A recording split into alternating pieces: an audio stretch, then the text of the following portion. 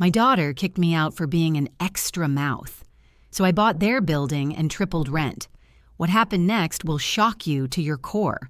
Like this video, share it with your friends and let me know in the comments where you're watching from. The story you're about to listen to changed my life forever. I'm 67 years old and I never thought my own daughter would throw me out like garbage. But what she didn't know was that I held the key to her entire world. I still remember that Tuesday evening like it was yesterday. The rain was hitting the windows of my daughter Lisa's house, and I was sitting in what used to be my corner of the living room. You know, after living somewhere for 8 months, you start to feel like you belong. But that night, everything changed. I was folding some laundry when I heard whispers coming from the kitchen. Lisa was talking to her husband Mark, and something about their tone made me freeze. I couldn't help but listen. "She eats like she's paying rent," Lisa whispered, her voice sharp with annoyance. "She's just another mouth to feed, Mark. Another mouth we can't afford." My heart stopped. Another mouth. That's what I had become to my own daughter. The daughter I raised single-handedly after her father died. The daughter I sacrificed everything for. I stood there in the doorway, my hands shaking as I held one of Lisa's shirts. They didn't see me. They kept talking. "Maybe we should talk to her," Mark said, but his voice lacked conviction. "Talk to her about what? That we're broke because she's living here for free? That we need that guest room for our home office so I can start my online business?" Lisa's voice got louder. "I'm tired of taking care of her, Mark. I'm tired of being responsible for everyone." I backed away slowly, my heart pounding. I went to my room and sat on the bed, staring at the wall. How had I become such a burden? I thought I was helping by doing the dishes, cleaning the house, cooking dinner most nights. But apparently, I was just another mouth to feed. 2 hours later, Lisa knocked on my door. When I opened it, her face was cold, distant. This wasn't the little girl I used to read bedtime stories to. "Mom, we need to talk," she said, not even looking me in the eye. I sat on the edge of my bed, and she remained standing, like she was delivering a business presentation. "You've overstayed your welcome," she said flatly. "We need the guest room for our home office. You can go to a shelter or something. It's not our job to keep you forever." The words hit me like a physical blow. I opened my mouth to speak, but nothing came out. "I'm sorry, but that's just how it is," she continued. "We have our own lives to live, our own problems to solve." She handed me a black garbage bag, for my belongings. "You can pack tonight. Mark will drive you wherever you need to go in the morning." I took the bag with trembling hands. "Lisa, Don't make this harder than it needs to be. Mom." She walked away, leaving me alone with that garbage bag and a heart that felt like it was being ripped apart. I sat there for what felt like hours, staring at that bag. Then I started putting my things inside. It didn't take long. When you're 67 and you've been living in someone else's house, you don't have much. A few clothes, some pictures, my medications, and a small box of papers I'd been carrying around for years. The rain was still falling when I finished packing. I could hear Lisa and Mark talking in their bedroom, probably planning their home office, planning their life without me. I put on my old brown coat and picked up the garbage bag. My whole life fit in a garbage bag. I walked to the front door and stood there for a moment, looking back at the house that had been my home for 8 months. Then I opened the door and walked out into the rain. The cold hit me immediately. I didn't have an umbrella and my coat was thin, but I kept walking. I didn't look back. I couldn't. You know what's funny? I didn't cry. Not yet. I was too shocked, too numb. I just walked down the street in the rain carrying that garbage bag, wondering where a 67-year-old woman goes when her own daughter throws her out. I walked for about 20 minutes before I found a bus stop with a small shelter. I sat down on the cold bench and finally let myself think about what had just happened. My daughter called me another mouth to feed. After everything I'd done for her, after everything I'd sacrificed. Let me tell you about those sacrifices because Lisa seemed to have forgotten. I was 23 when her father died. David was working construction and there was an accident with a crane. One moment he was there, the next he wasn't. I was left alone with a 2-year-old daughter and no idea how to survive. But I figured it out. I got a job waitressing at a diner downtown. The pay was terrible, but it was something. Then I got a second job cleaning office buildings at night.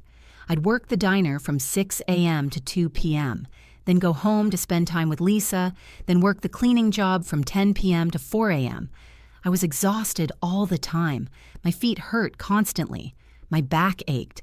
But I kept going because Lisa needed me to keep going. When Lisa was 7, she wanted to go to St. Mary's Academy, the private school where all the rich kids went.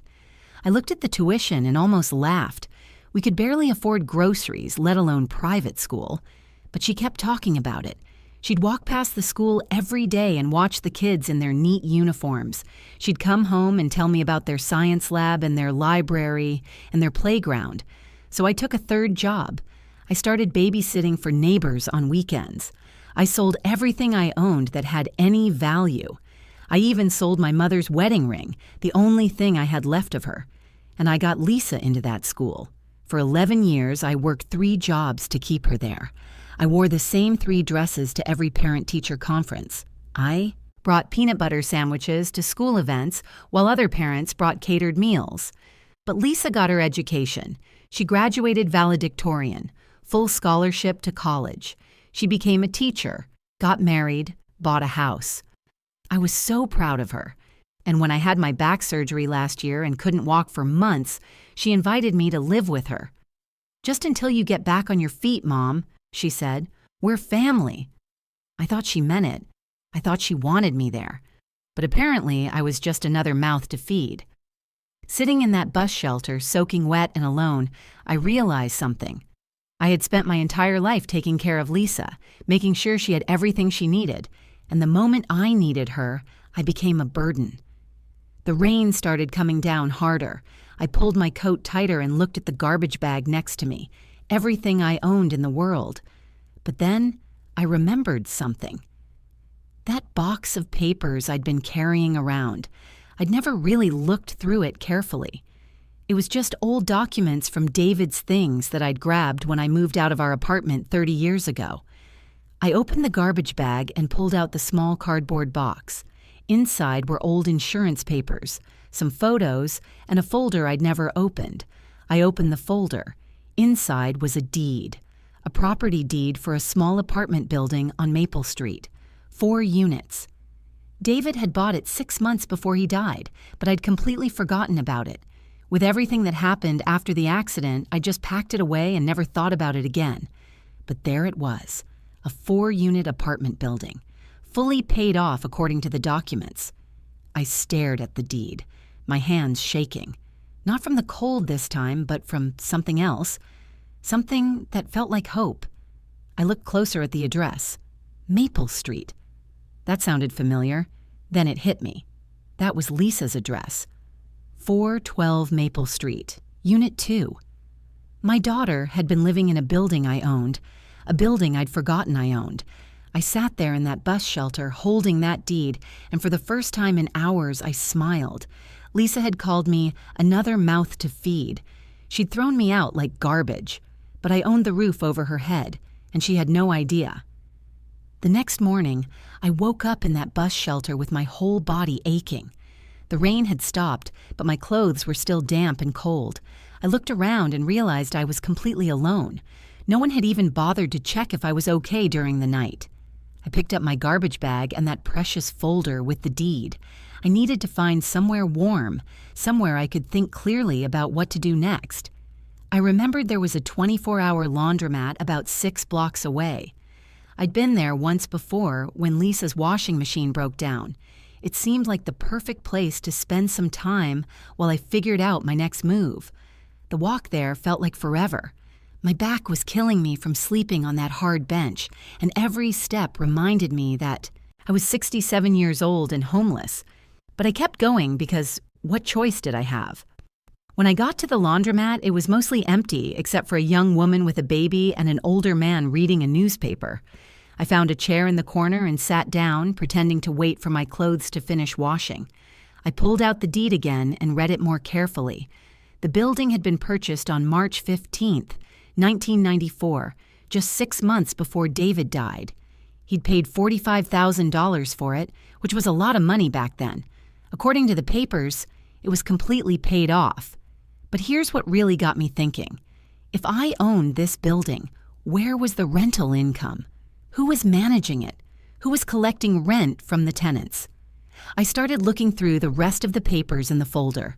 There were some old bank statements, a few letters from a property management company, and something that made my blood run cold. A letter from Lisa, dated 3 years ago, addressed to Hartwell Property Management. Dear Mr. Hartwell, it read, I am writing regarding the property at 412 Maple Street. My mother, who owns this building, has been dealing with some health issues and memory problems. She has asked me to handle the property management moving forward. Please direct all correspondence and rental payments to me at the address below. The address below was Lisa's address, my address, the address I'd been living at for the past 8 months. I read the letter again, my hands shaking. Lisa had been collecting rent from the building I owned. She'd been managing my property and keeping the money for herself. That's how she afforded her house. That's how she could afford to be so generous in inviting me to live with her. She was using my own money to support her lifestyle. The young woman with the baby left, and now it was just me and the man with the newspaper. I wanted to scream, but I just sat there, staring at that letter. My daughter hadn't just thrown me out. She'd been stealing from me for 3 years. I spent the next few hours in that laundromat going through every piece of paper in that folder. I found rental agreements, maintenance records, and bank deposit slips. All of it showed that Lisa had been collecting approximately $3,200 per month in rent from the 4 units in my building. That was almost $40,000 per year. My money that should have been supporting me, not her. By afternoon, I was exhausted and hungry. I had exactly $40 in my wallet, and I needed to find somewhere to sleep that night. I couldn't go back to that bus shelter. I walked to the nearest motel, a rundown place called the Sunset Inn. The clerk was a heavyset man with kind eyes who looked at me with concern when I walked in with my garbage bag. I need a room for the night, I told him. That'll be $35, he said gently. You okay, ma'am? I nodded and handed him the money, leaving me with $5 to my name. The room was small and smelled like cigarettes, but it had a bed and a bathroom. I sat on the edge of the bed and finally let myself cry. Not just about being thrown out, but about the betrayal, about the years of lies. I cried until I couldn't cry anymore. Then I went to the vending machine and bought a cup of soup for $2. I sat on that scratchy bedspread, drinking soup from a plastic cup, and something inside me hardened. I wasn't going to be a victim anymore. The next morning, I woke up with a plan. I needed help, but I knew exactly who to call. I remembered David talking about his friend, Robert Calhoun. They'd worked construction together before David died. Robert had become a property manager after he retired from construction. David always said Robert was the most honest man he'd ever met. I found Robert's number in an old phone book at the motel lobby. When I called, he answered on the second ring. Robert Calhoun speaking. Mr. Calhoun, this is Elena Rodriguez. I was David Rodriguez's wife. There was a pause. Elena? My goodness, it's been so long. How are you doing? I've been better, Robert. I need your help with something.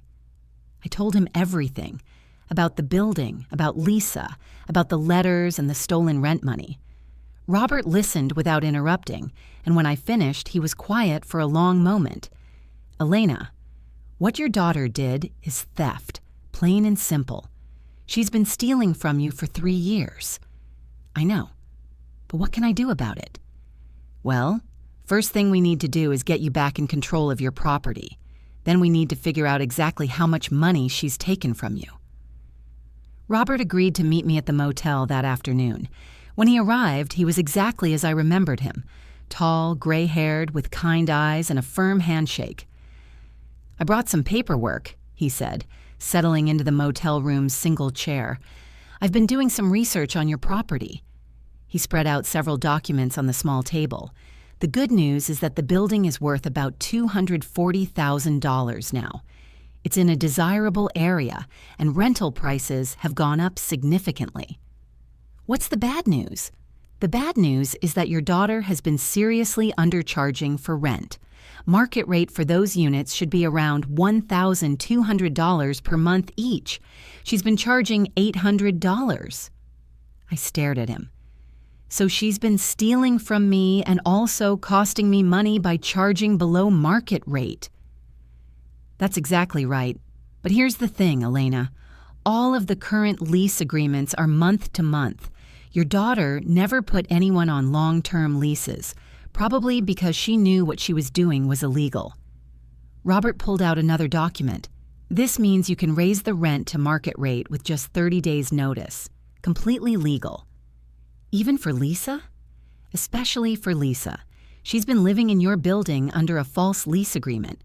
She told the previous property manager that she was acting on your behalf due to your health issues. That's fraud, Elena. I felt something I hadn't felt in years. Power. Control over my own life. What do you think I should do? Robert leaned back in his chair. Well, you have several options. You could file criminal charges against her for theft and fraud. You could sue her for the money she's stolen. Or ... Or what? Or you could take back control of your property and make her pay market rate for her unit. Show her what it feels like to struggle financially. I thought about it for a moment. Criminal charges would be messy and would take years to resolve. A lawsuit would be expensive and emotionally draining. But taking back my building and making her pay what she should have been paying all along, that felt like justice. I want to do it, I said. I want to take back my building. Robert smiled. I was hoping you'd say that. I've already drafted the paperwork to remove Hartwell Property Management and put me in charge of the building. You just need to sign here. I signed the documents with a steady hand. For the first time in 3 years, I was in control of my own property. Now, Robert said, here's what we're going to do. I'm going to prepare new lease agreements for all 4 units at market rate. That's $1,200 per month instead of $800. I'll serve 30-day notices to all tenants, including your daughter. Will that be enough to cover my living expenses? Elena, with 4 units at $1,200 each, you'll be making $4,800 per month. After property taxes and basic maintenance, you'll have about $4,000 per month to live on. You'll be able to afford your own apartment and live comfortably. I couldn't believe it. After 8 months of being treated like a burden, I was about to have more money than I'd ever had in my life. There's one more thing, Robert said.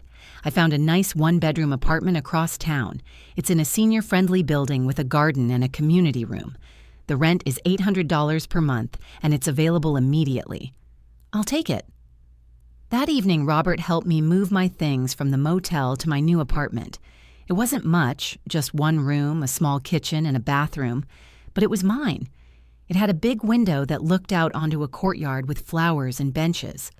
I sat on the floor that first night, eating takeout Chinese food and looking out at my new view. I felt something I hadn't felt in years. Hope. The next morning, Robert called me with an update. I've served the rent increase notices to all 4 tenants. The other 3 tenants weren't happy, but they'll pay. They know they're getting a good deal, even at the new rate. What about Lisa? That's where it gets interesting. I haven't been able to serve her notice yet because she's not answering her door, but I left it in her mailbox, so it's legally served. I waited. I knew Lisa would call me eventually. She called that afternoon. What the hell is this? She screamed into the phone. What is this rent increase notice? Hello, Lisa, I said calmly. I'm fine, thanks for asking. Don't give me that. What is this? Notice? Who is Robert Calhoun? Mr. Calhoun is my property manager. He's managing the building I own, the building you've been living in. There was silence on the other end of the line. Mom, I don't know what you're talking about. I'm talking about the building at 412 Maple Street. The building my husband bought in 1994. The building you've been collecting rent from for the past 3 years while telling me you were doing me a favor by letting me live with you. More silence. The rent is going up to market rate, Lisa. $1,200 per month, due on the 1st of next month. We can't afford that. Our rent is $800. Your rent was $800 because you were stealing from me. Now it's $1,200 because that's what the apartment is worth. You can't do this to me. I'm your daughter. You threw me out like garbage, Lisa. You called me another mouth to feed. You said it wasn't your job to take care of me. Well, now it's not my job to subsidize your housing. I could hear her crying on the other end of the line. Mom, please, we can't afford $1,200. We'll have to move. You said I wasn't your responsibility, so I'm just being a landlord now, nothing personal. But where will we go? Our credit isn't good enough to get approved for another place. You should have thought about that before you threw me out in the rain. I hung up the phone and sat in my sunny new apartment, looking out at the flowers in the courtyard. Tell me in the comments, do you think I was being too harsh, or was this exactly what she deserved? Over the next few days, I tried to settle into my new life. My little apartment was starting to feel like home. I bought some basic furniture from a thrift store, a small couch, a kitchen table, and a comfortable chair for reading. Robert had helped me set up a bank account where the rental income would be deposited, and for the first time in years, I wasn't worried about money. But I couldn't stop thinking about Lisa. Part of me felt guilty for what I was doing to her. She was still my daughter after all.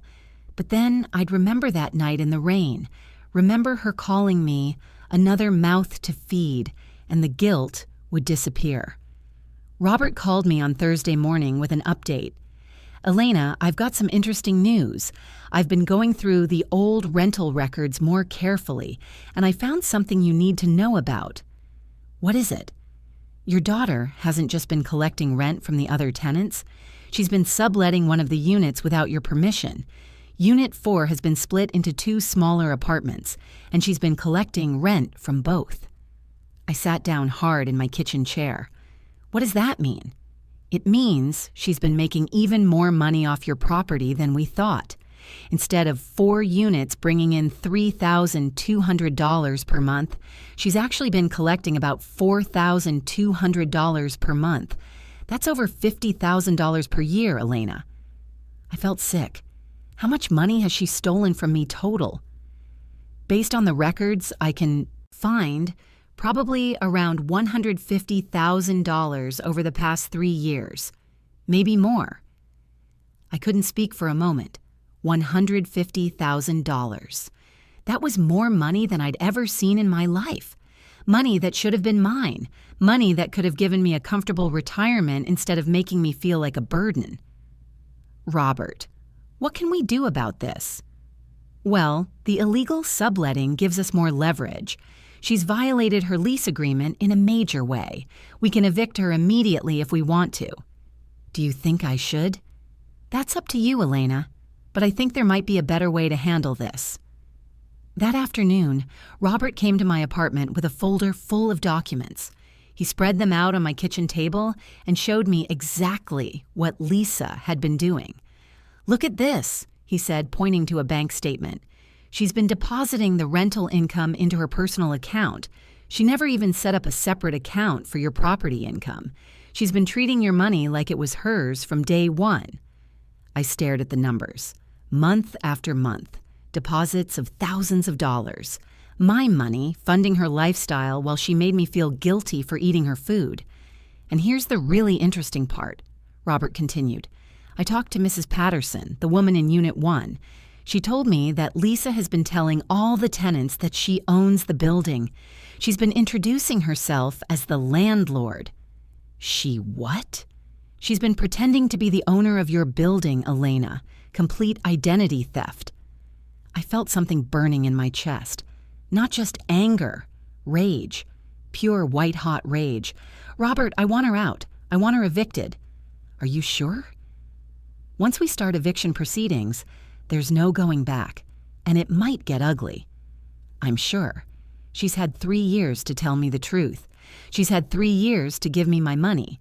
Instead, she threw me out in the rain. I want her gone." Robert nodded. "All right. I'll start the paperwork tomorrow. But Elena, there's something else you should know. When we evict her, she's going to lose more than just her apartment." "What do you mean?" "I did some checking on her finances. They're in serious trouble. They've been living way beyond their means, probably because they thought the rental income would continue forever. They've got credit card debt, a car loan, and they recently took out a second mortgage on another property." "Another property?" "Yeah, they bought a vacation rental cabin last year, used your building as collateral for the loan." I stared at him. "They used my building as collateral?" "Without your permission. It's another crime, Elena. They forged your signature on the loan documents." I stood up and walked to my window, looking out at the courtyard. The flowers were blooming and there were birds singing in the trees.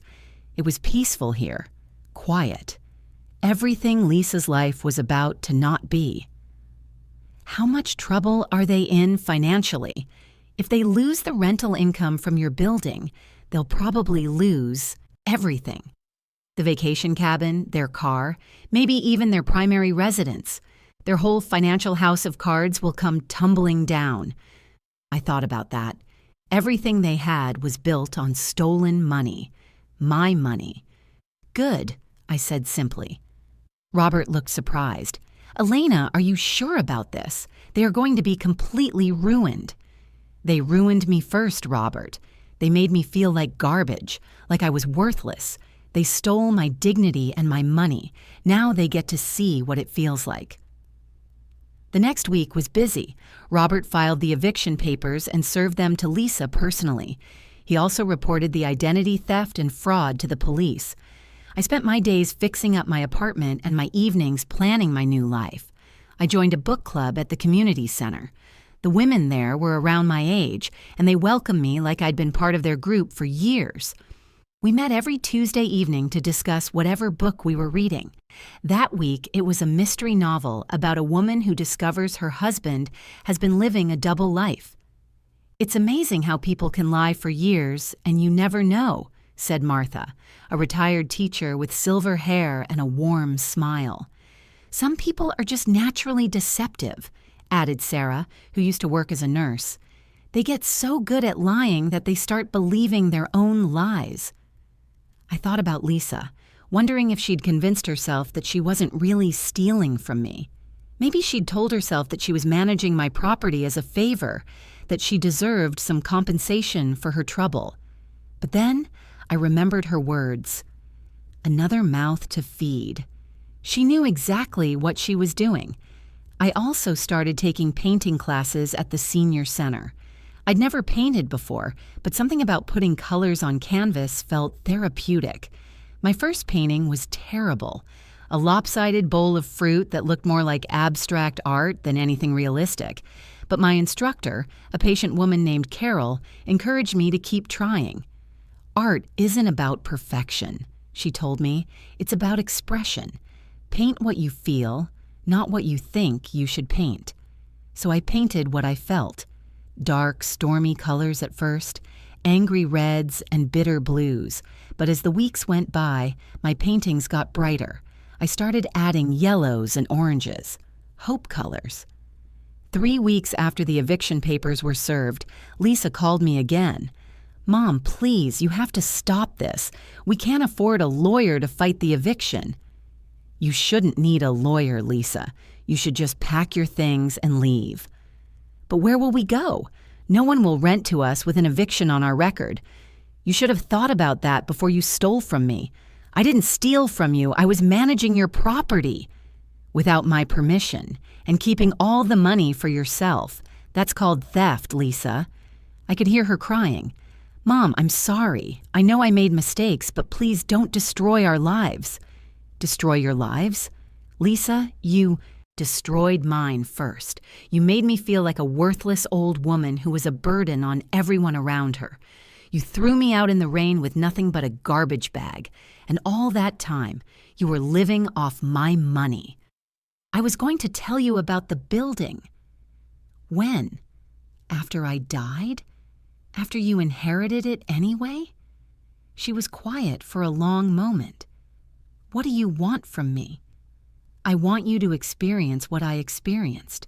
I want you to know what it feels like to have nowhere to go. I want you to understand what you put me through. And then what? You'll forgive me? I thought about that. Would I forgive her?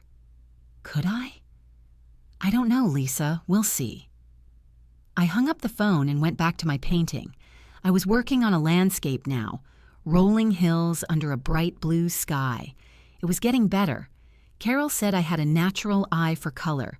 The eviction hearing was scheduled for the following Monday. Robert warned me that Lisa might try to contact me over the weekend, maybe even show up at my apartment.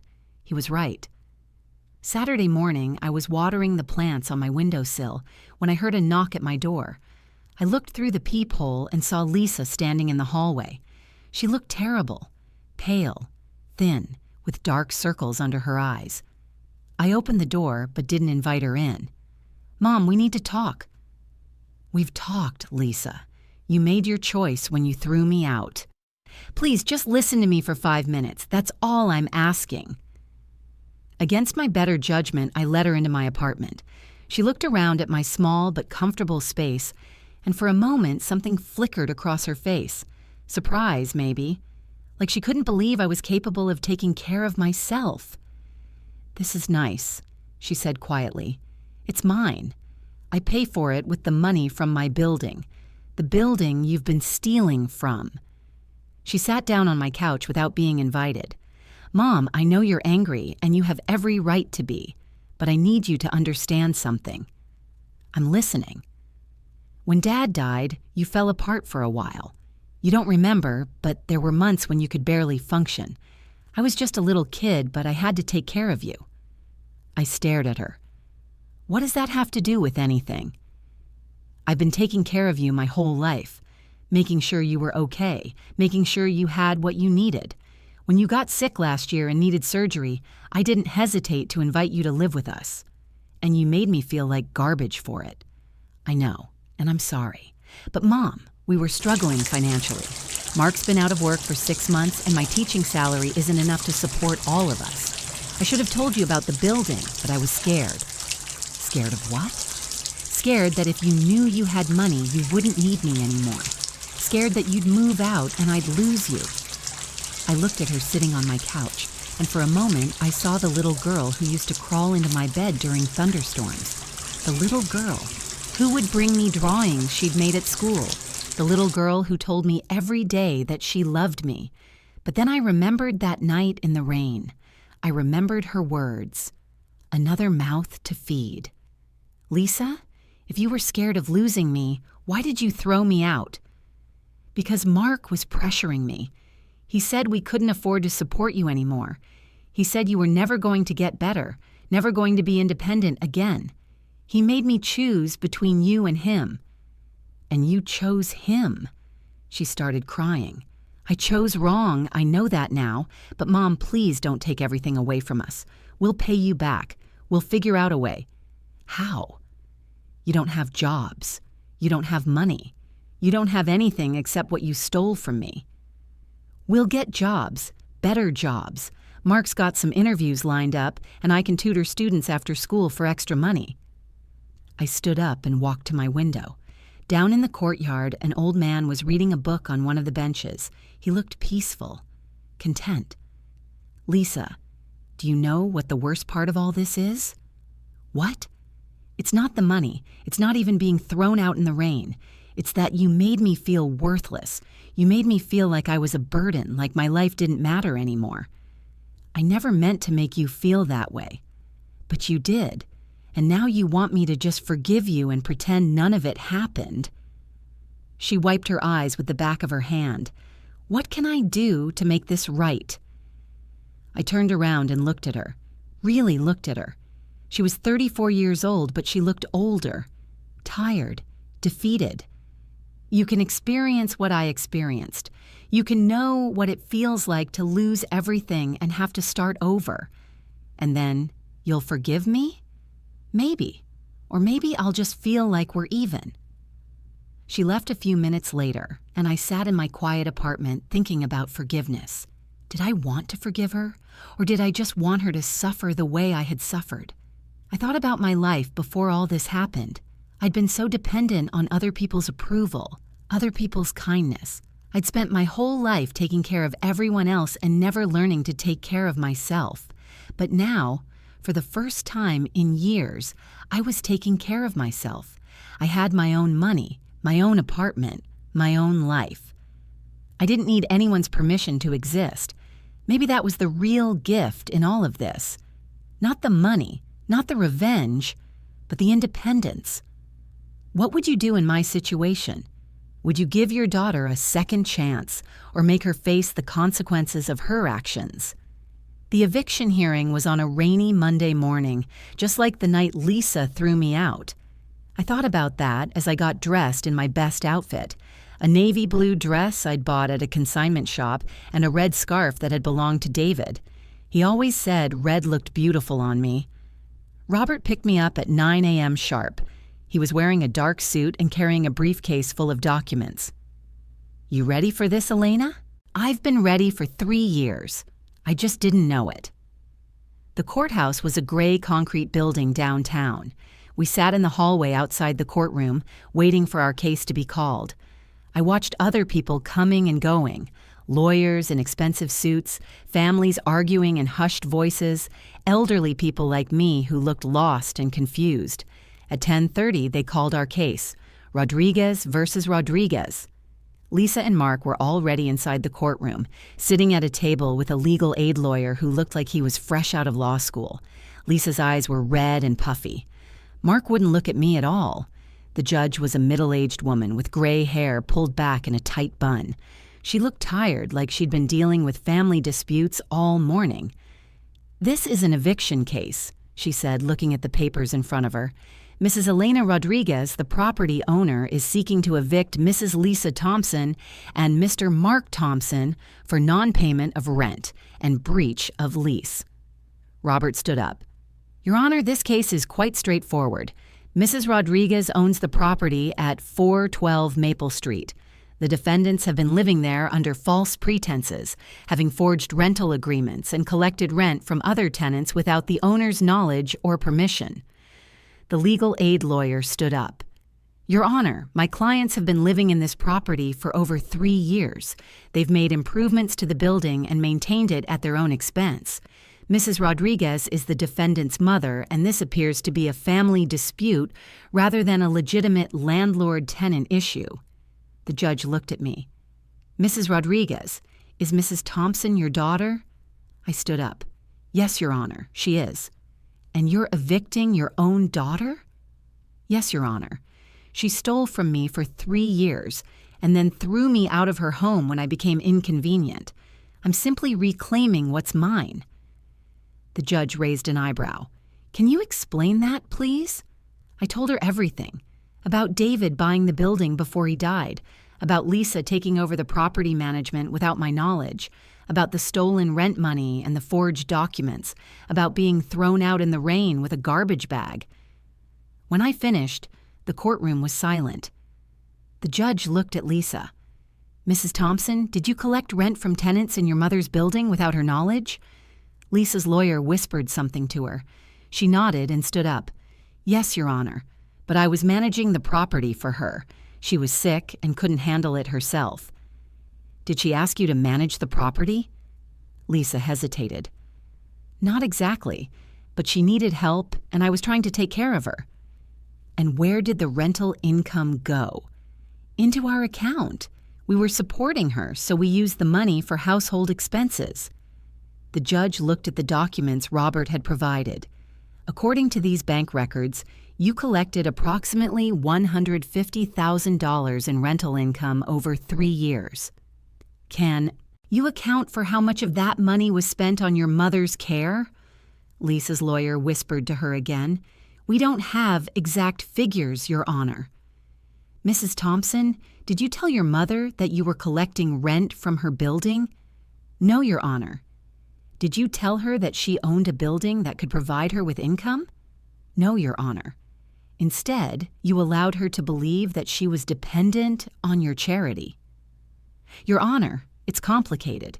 She's my mother, and I was trying to protect her. The judge leaned back in her chair. Protect her from what? From having her own money, from being independent. Lisa started crying. I was scared she'd leave me if she knew she didn't need me. So instead, you threw her out when she became inconvenient. That wasn't my decision. My husband said we couldn't afford to support her anymore. The judge looked at Mark. Mr. Thompson, did you know that your wife was collecting rent from her mother's building? Mark stood up reluctantly. Yes, Your Honor. And you encouraged her to evict her mother rather than tell her the truth about her own property. We were having financial problems, Your Honor. We needed the guest room for a home office. While living rent-free in her mother's building. Mark didn't answer. The judge shuffled through the papers for a moment. Then she looked up at all of us. This is one of the most disturbing cases I've seen in my 20 years on the bench. Mrs. Thompson, you systematically defrauded your own mother for 3 years. You stole her money, lied about her property, and then discarded her when she became inconvenient. The law calls this elder abuse, and it's a felony. Lisa went pale. However, Mrs. Rodriguez, you've chosen to pursue eviction rather than criminal charges, which is your right. The eviction is granted. Mrs. Thompson, you have 7 days to vacate the property. The gavel came down with a sharp crack.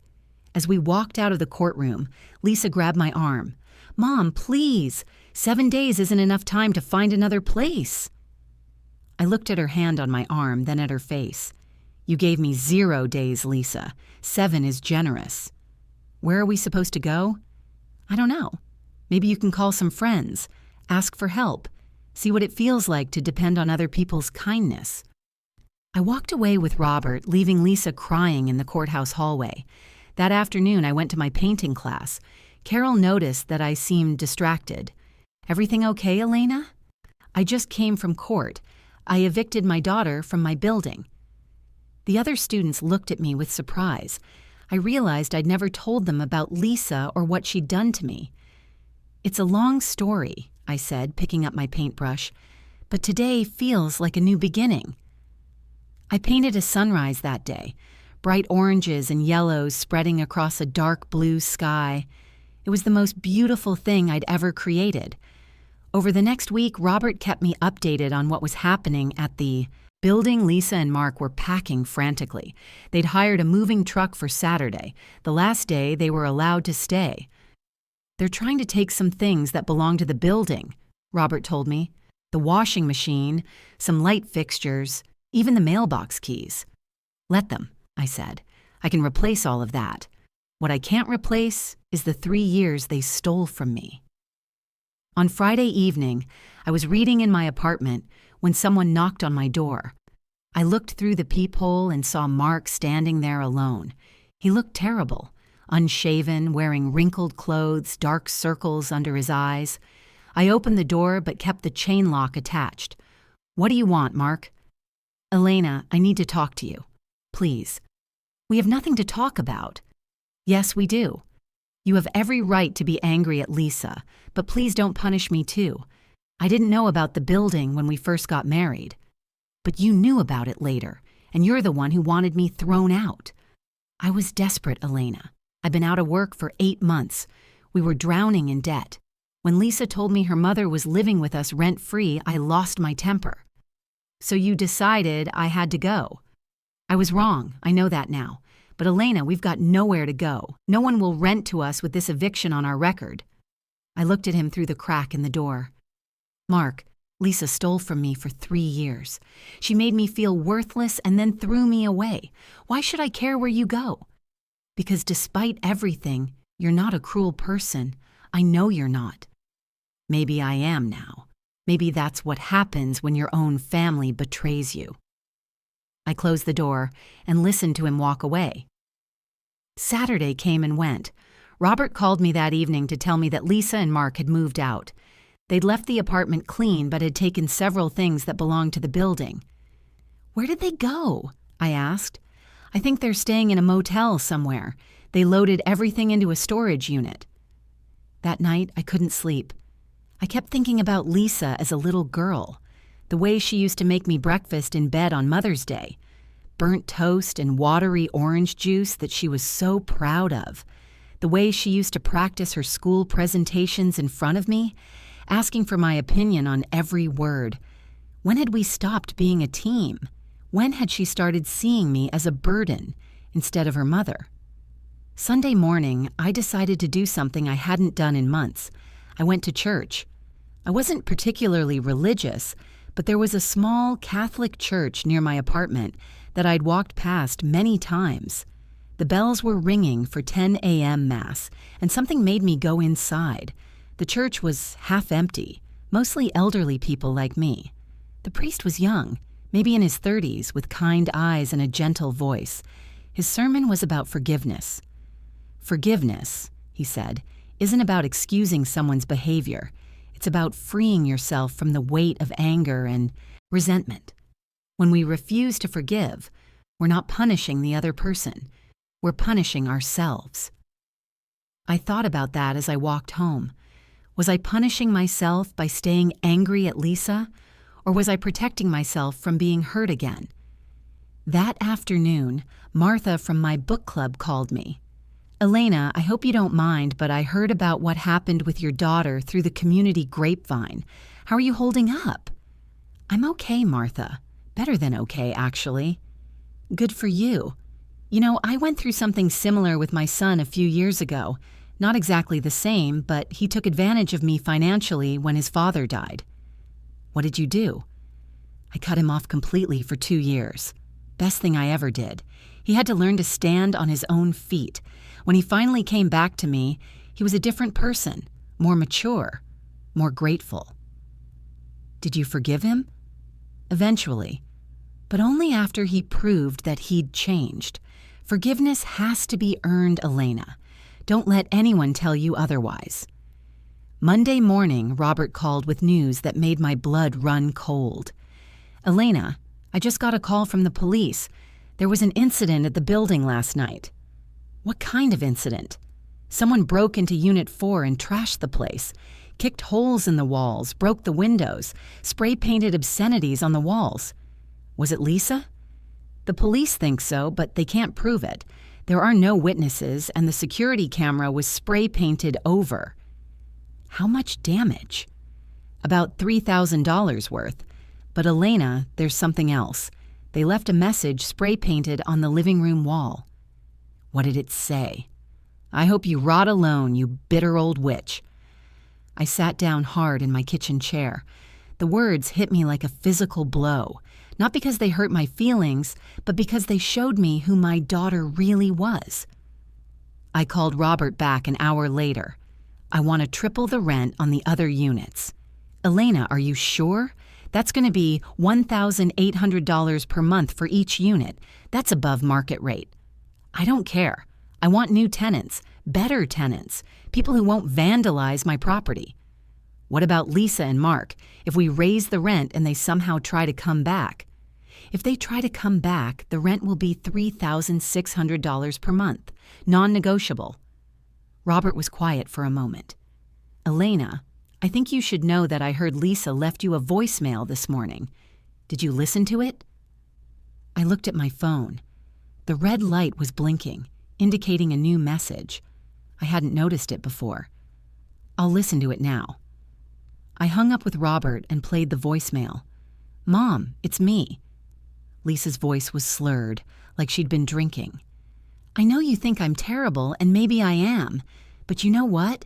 You're not perfect either. You were never there for me when I was growing up. You worked all the time, and when you were home, you were too tired to pay attention to me. I raised myself, Mom. I took care of myself. And when you got old and sick, I took care of you too. And this is how you repay me? By destroying my life? By taking away everything I worked for? Fine. I hope you're happy living in your little apartment, all alone with your money. I hope you rot in there, you bitter old witch. I never want to see you again. I listened to the message 3 times. Each time I felt something hardening inside my chest. She never wanted to see me again? Good. I felt exactly the same way. I called Robert back. Triple the rent. Put a for rent sign on the building. And if anyone asks about the previous tenants, tell them they were evicted for property damage and theft. Are you sure about this, Elena? I've never been more sure about anything in my life. That evening, I sat in my apartment looking out at the courtyard. An older couple was walking hand in hand along the garden path. They looked happy, content, like they'd found peace together after years of struggle. I thought about David and wondered what he would think about all of this. Would he approve of what I was doing to Lisa? Would he think I was being too harsh? But then I remembered something he used to say. Elena, you're too kind for your own good. Sometimes you have to be hard to survive in this world. Maybe this was my time to be hard. Tell me honestly. After hearing that voicemail message, do you think Lisa deserved what was coming to her next? 3 weeks after the eviction, I was watering my plants when I heard screaming outside my building. I looked out the window and saw Lisa standing in the courtyard, yelling at the top of her lungs. I know you're up there, you selfish witch. Come down here and face me. Other residents were coming out of their apartments to see what the commotion was about. Mrs. Chen from downstairs looked frightened. Mr. Williams from across the hall was already on his phone, probably calling the police. I opened my window. Lisa, you need to leave. This is private property. Private property? Everything is private property with you now, isn't it? You own everything. You control everything. I control what's mine, just like you controlled what was mine for 3 years. She was swaying on her feet. Even from 4 stories up, I could tell she'd been drinking. Her hair was unwashed, her clothes were wrinkled, and she looked like she hadn't slept in days. You destroyed my life, she screamed. We lost everything because of you. Everything. You lost everything because of your own choices, Lisa. My choices? My choice was to take care of you. My choice was to give you a home when you had nowhere else to go. I felt my anger rising. Your choice was to steal from me and then throw me out when I became inconvenient. I never meant for any of this to happen. But it did happen, and now you have to live with the consequences. She picked up a rock from the garden and threw it at my window. It hit the glass with a sharp crack, leaving a spider web of fractures. You're my mother, she screamed. How can you do this to your own blood? I looked down at her, my daughter, the little girl I'd raised, the woman who'd betrayed me, and I felt something cold settle in my chest. You threw me out like garbage, Lisa. Now you're just being recycled. I closed the window and called the police myself. By the time they arrived, Lisa was gone, but the damage to my window was evidence enough. The officers took my statement and assured me they'd file a report for property damage and harassment. Ma'am, has your daughter been threatening you? The younger officer asked. She left me a voicemail saying she hoped I would rot alone. She vandalized my rental property. And now, this. Do you want to press charges? I thought about it for a moment. Did I want to send my own daughter to jail? Yes, I said. I want to press charges. The officer nodded and made notes in his report. We'll issue a warrant for her arrest. In the meantime, you might want to consider getting a restraining order. After they left, I sat in my apartment and looked at my cracked window. The spider web pattern caught the afternoon light and threw strange shadows across my wall. I called Robert. Elena, I heard what happened. Are you okay? I'm fine. But Robert, I want to know everything about Lisa and Mark's current situation. Where they're living, what they're doing, how they're surviving. Why? Because I want to make sure they can't hurt me again, and I want to know if they're planning something. Robert was quiet for a moment. Elena, I can look into it, but are you sure this is the path you want to go down? Sometimes it's better not to know. I'm sure.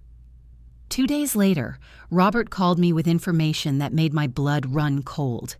Elena, you're not going to like what I found out. Tell me. Lisa and Mark are living in their car. They've been sleeping in the parking lot of a 24-hour Walmart. They lost their storage unit because they couldn't pay the rent, so most of their belongings are gone. I felt a stab of something. Guilt? Sympathy? But I pushed it down. What about work? Are they looking for jobs? Mark got a part-time job at a gas station, but it's only 20 hours a week. Lisa applied to substitute teach, but with the eviction on her record and no permanent address, no school district will hire her. And financially? They're completely broke. They've been getting food from the church pantry and using the gym at the community center to shower. I sat in my comfortable apartment surrounded by my books and my paintings and my plants, and I tried to feel sorry for them. But all I could think about was that night in the rain, walking to the bus shelter with my garbage bag. Robert, there's something else I need to know. Are they planning to contest the eviction? Are they trying to find a way back into the building? I don't think so. They can't afford a lawyer, and the legal aid attorney told them they don't have a case. But Elena, there is something else. What? Mark came to see me yesterday. He wanted to know if there was any way they could work out a payment plan to get back into the building. What did you tell him? I told him the rent for their old unit is now $3,600 per month, and the waiting list has 6 people on it. Good. What was his reaction? He broke down crying, said they had nowhere else to go, no family to help them. He begged me to talk to you, to see if there was any way you'd reconsider. And? I told him I'd ask you, but I didn't think you'd be interested. You were right. I'm not interested. That evening, I had dinner with Martha and some of the other women from my book club. We went to a nice Italian restaurant downtown, the kind of place I never could have afforded when I was working 2 jobs to support Lisa. Elena, you look wonderful, said Sarah, the former nurse. You have a glow about you these days. I feel good, I said, and I meant it. For the first time in years, I feel like I'm living my own life. It shows, said Martha. When I first met you, you seemed so sad, so lost. Now you seem confident, strong. I guess I learned that I'm stronger than I thought I was. That's what happens when we stop letting other people define our worth, said Carol, my painting instructor. You've discovered who you are when you're not taking care of everyone else. I thought about that as I walked home. Who was I when I wasn't being a mother, a caretaker, a provider? I was still figuring that out, but I liked the woman I was becoming. The next morning, I was in my kitchen making coffee when someone knocked on my door. I looked through the peephole and saw Mark standing there. He looked even worse than Lisa had. His clothes were dirty, his face was unshaven, and he was thin, too thin. I opened the door but kept the chain lock in place. Elena, please, I just need 5 minutes of your time. What do you want, Mark? I want to apologize for everything, for pressuring Lisa to throw you out, for not speaking up when I knew it was wrong, for taking advantage of your kindness. Okay, you've apologized. Now leave. Elena, please. We're desperate. We've been living in our car for 3 weeks. Lisa is falling apart. She cries all the time. She's barely eating. She's talking about hurting herself. That stopped me cold. What do you mean? She keeps saying she wants to die, that she's lost everything and there's no point in going on. I'm scared, Elena. I'm scared she's going to do something stupid. I looked at Mark through the crack in the door. His eyes were red with exhaustion and worry. Mark, if Lisa is having thoughts of suicide, you need to take her to a hospital. You need to get her professional help. We don't have insurance. We can't afford a hospital. Then take her to the emergency room. They can't turn her away. She won't go. She says she deserves to suffer for what she did to you. I felt that stab of guilt again, stronger this time. But I pushed it down. Mark, Lisa's mental health is not my responsibility. She made her choices. Now she has to live with them. But she's your daughter. She was my daughter until she threw me away like garbage. I closed the door and listened to his footsteps walking away, but his words stayed with me. Lisa was talking about hurting herself. Was that my fault? Was I responsible for whatever happened to her next? I called my therapist. Yes, I'd started seeing a therapist. Dr. Martinez was a kind woman in her 50s who specialized in helping older adults navigate family conflicts. Elena, tell me what you're feeling right now. Guilty, confused. Mark says Lisa is talking about suicide and I don't know if I should care. Do you care?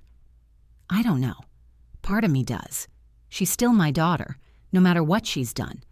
But part of me thinks she's just manipulating me, trying to make me feel guilty so I'll help her.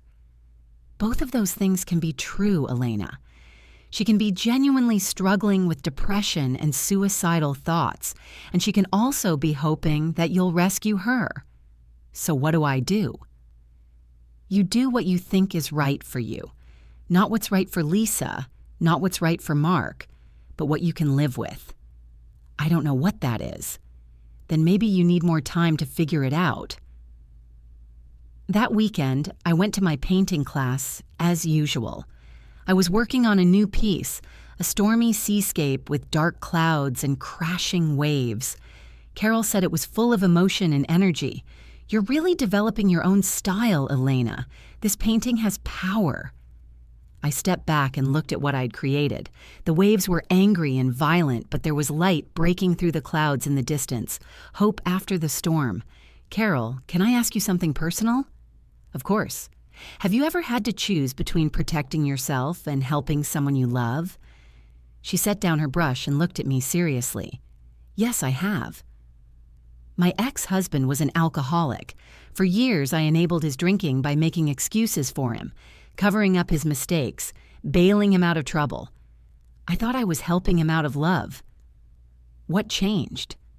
I realized that by protecting him from the consequences of his actions, I was actually making it easier for him to keep drinking.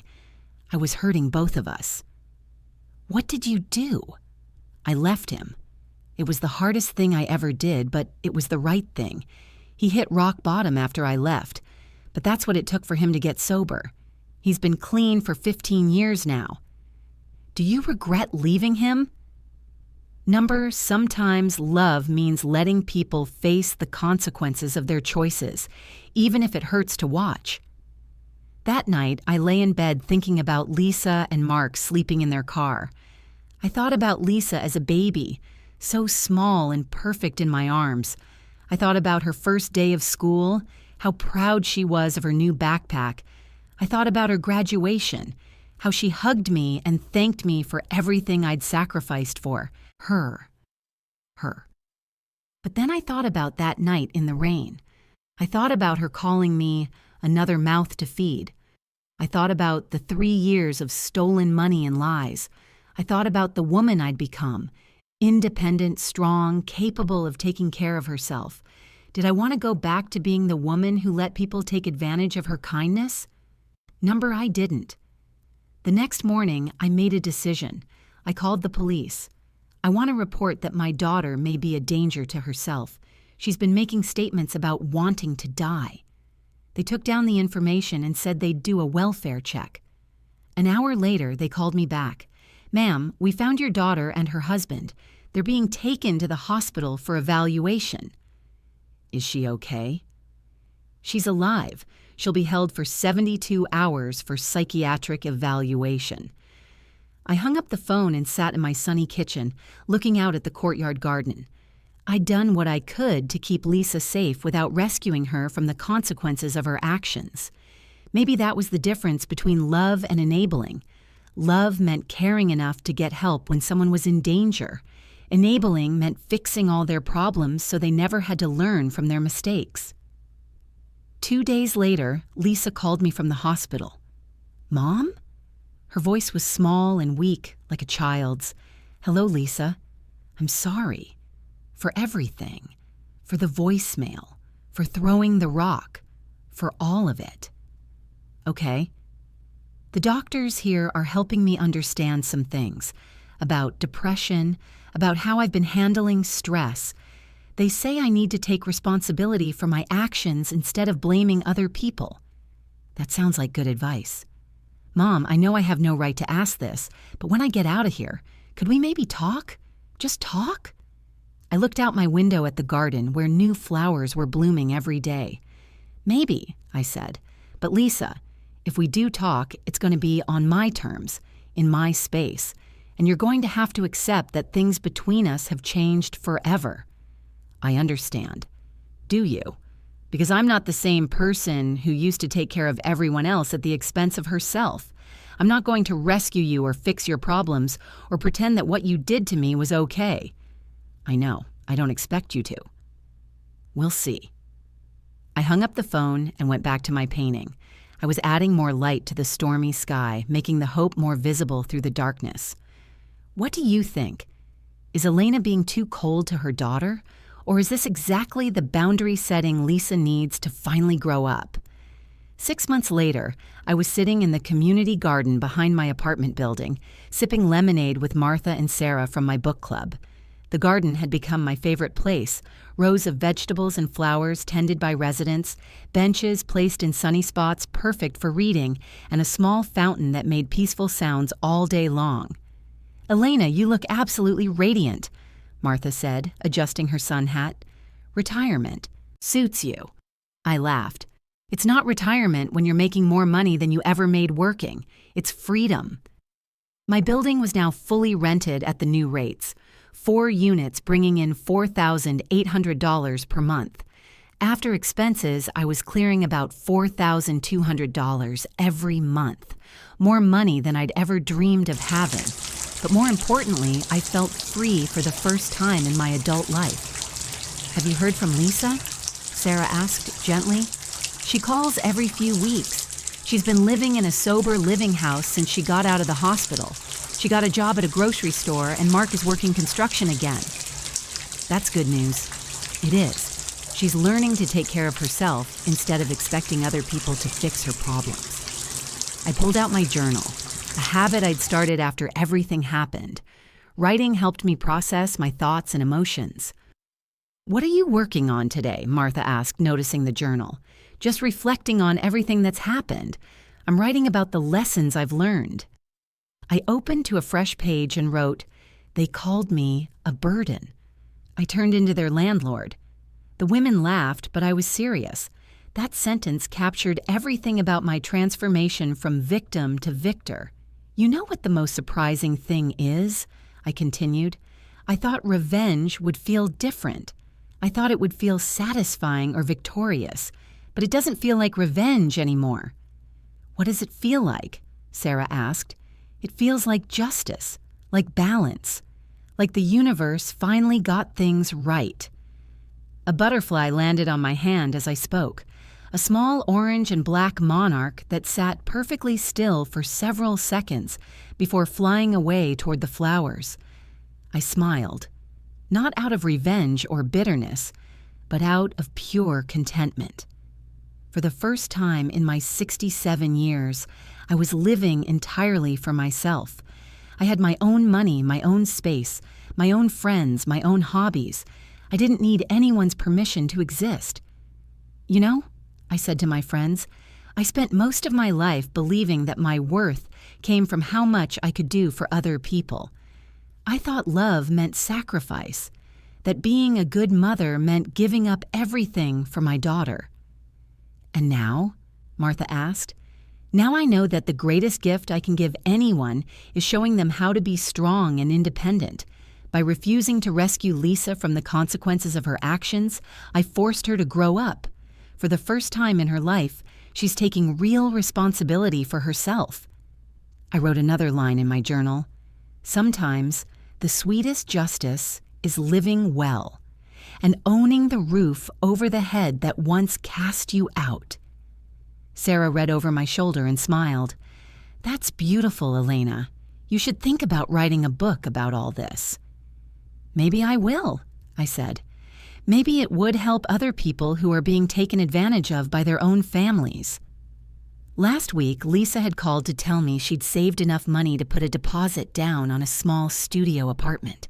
She was proud of herself, genuinely proud, not just looking for praise. She'd earned that apartment with her own work, her own money. "Mom, I want you to know that I'm grateful for what you did," she'd said during our last conversation. "Grateful that I evicted you? Grateful that you didn't rescue me. If you had taken me back, If you had forgiven me right away, I never would have learned to stand on my own feet. I would have kept expecting you to fix my problems. And now I know I can take care of myself. It's scary sometimes, but it's also empowering. That conversation had meant more to me than any apology ever could. My daughter was finally growing up at age 34 because I'd stopped enabling her. I closed my journal and looked around the garden. An elderly man was watering his tomato plants. A young mother was reading to her toddler on a nearby bench. A teenage boy was sketching the fountain for an art project. Life was continuing all around me, and for the first time, I felt like I was truly part of it instead of just watching from the sidelines. My phone buzzed with a text message. It was from Robert. "Elena, I have great news. The couple in Unit 2 wants to sign a 2-year lease at the current rate. That's guaranteed income for you through 2027. I smiled and texted back, "Perfect." Financial security never felt so good. Another message came through, this one from Carol. "Elena, the community center wants to feature your paintings in their next art show. Are you interested?" I looked at my hands that had washed dishes for decades, hands that had cleaned office buildings in the middle of the night, hands that had signed eviction papers. Now they were artists' hands, creating beauty instead of just surviving. I texted back, "Yes." I'd be honored. As the sun began to set, casting golden light across the garden, I made one final entry in my journal. Today marks exactly 1 year since Lisa threw me out in the rain. A year ago, I thought my life was over. I thought I was just a burden, just another mouth to feed, just an old woman with no purpose. But I was wrong. I wasn't at the end of my story. I was at the beginning of a new chapter. The chapter where I learned that it's never too late to stand up for yourself. It's never too late to demand respect. It's never too late to build the life you actually want. They say the best revenge is living well, but this isn't about revenge anymore. This is about freedom. This is about discovering who I am when I'm not busy taking care of everyone else. I am Elena Rodriguez. I am 68 years old. I own property. I have friends. I create art. I make my own decisions. I am nobody's burden, and I have never been happier. I closed the journal and stood up from the bench. Tomorrow, I had a painting class in the morning and book club in the evening. Next week, I was thinking about taking a weekend trip to the mountains, something I'd never been able to afford before. The butterfly that had landed on my hand earlier was back, dancing among the flowers with several others. I watched them for a moment, thinking about transformation, about how sometimes you have to lose everything to find out who you really are. Walking back to my apartment, I felt something I hadn't felt in decades, excitement about the future. At 68 years old, I was finally just getting started. If this story touched your heart or made you think about the relationships in your own life, I'd love to hear from you. Please like this video if you enjoyed Elena's journey from victim to victor. Share it with someone who might need to hear this message about standing up for themselves. Subscribe for more inspiring stories about people who refuse to stay down when life knocked them over. And most importantly, leave a comment below telling me, what would you have done in Elena's situation? Have you ever had to choose between helping someone you love and protecting yourself? Your stories matter, and I read every single comment. Remember, it's never too late to write a new chapter in your life. Sometimes the best thing you can do for someone is refuse to rescue them from their own choices. Thank you for listening to Elena's story, and I'll see you in the next one.